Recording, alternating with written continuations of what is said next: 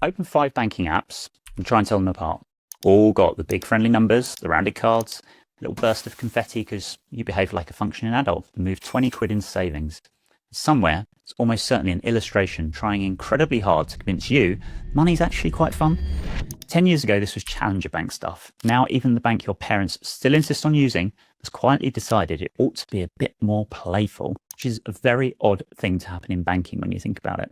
Somewhere along the way, the entire industry seems to have looked at Duolingo and thought, yeah, we'll have some of that. Every designer who's worked in fintech has sat through the meeting where someone eventually says, could we be a bit more Monzo? And I used to think that was a really good question. Now I think it's completely the wrong one. Because it took me an embarrassingly long time to realize that nobody has ever said, I wish my bank was a bit more experimental.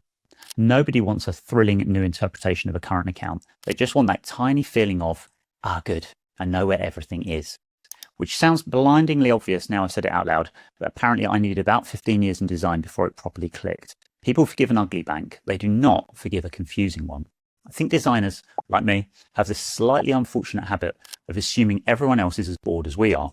We've looked at hundreds of banking apps, so of course, we're desperate to reinvent the whole category.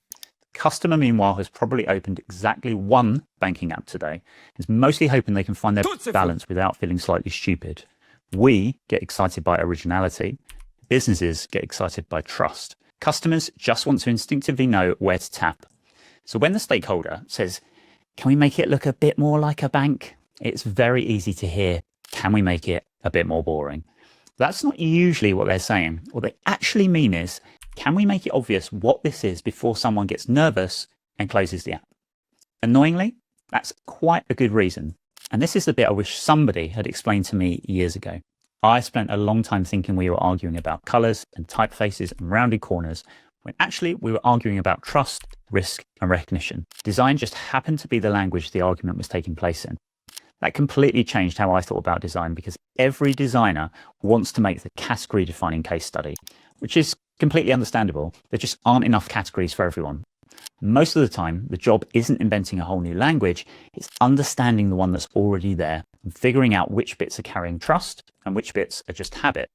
Then find one thing that is unmistakably yours, one loud note, not a whole new alphabet. Because once you realize those meetings were never really about rounded corners, typefaces, or confetti, you stop arguing about taste and you start talking about trade-offs.